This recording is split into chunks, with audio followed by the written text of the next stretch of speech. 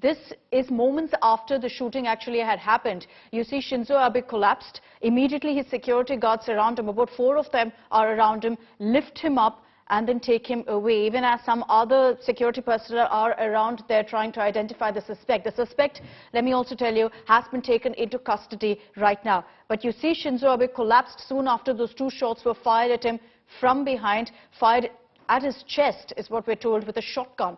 And he collapsed immediately. He was lifted by his security guards immediately from that spot, taken out, as you see there, in a matter of seconds.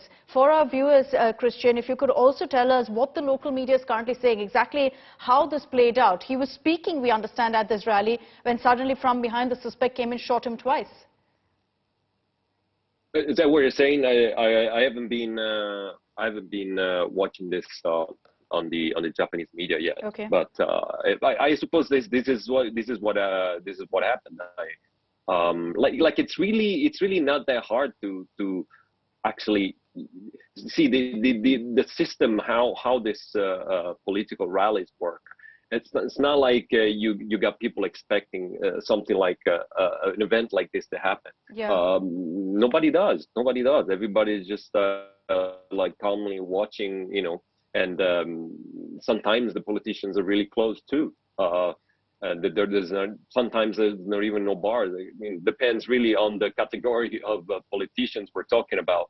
So in this case, maybe it was Abe, but again, like it's not that you have super aware security guards there, like it would happen, let's say, in a rally in US or other countries in Europe, for example. It's really not like that. It's really not like that. Again, like people don't expect it, you know. People don't expect this, so they, even if you had security guards there, they wouldn't be on the watch for anything unusual.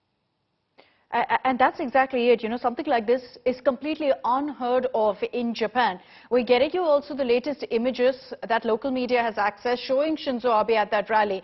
And you may be shocked by what you see, considering that Shinzo Abe is standing in the middle of the road. There's a crowd around him, but it's completely normal for these kind of rallies to happen in Japan, and unheard of for any sort of assassination attempt, any breach of security to be reported in these kind of rallies. You know, Christian, as you pointed out, perhaps something like this happening in America, where there have been so many mass shootings, where there are so many incidents of shootings that are reported nearly on a daily basis.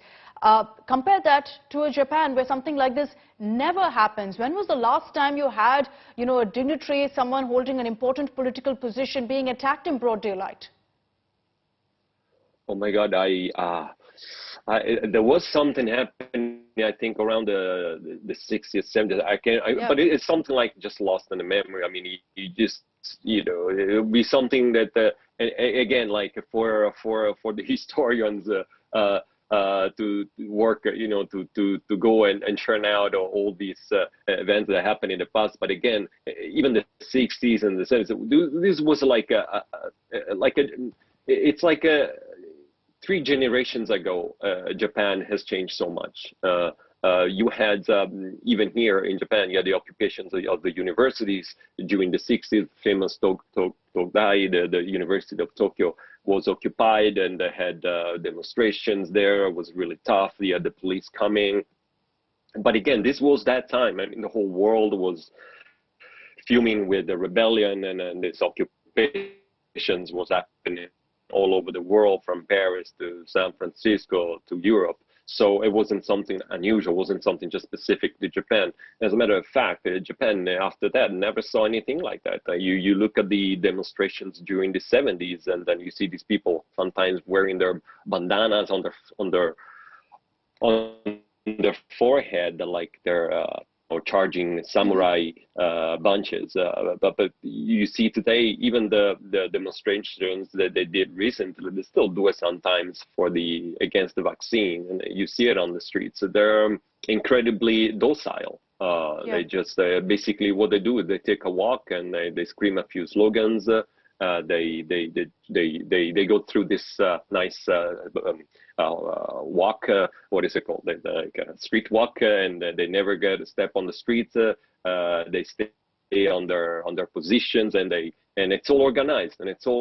So nothing ever out of the ordinary comes out. Nothing chaotic. Nothing. So this is the usual demonstrations that happens in Japan. This is the, you know, the ones that they usually go and Yeah. have even have TV coverage sometimes. But again, this is Japan today. Japan today, this stuff doesn't happen, just doesn't happen. So I'm honestly really curious how did this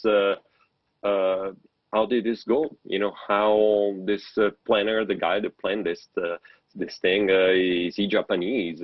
What was his motive? What was his affiliations? This is something that will from now on we'll have to you'll have to search and see, and then this something curious and interesting will come out of there. I'm sure.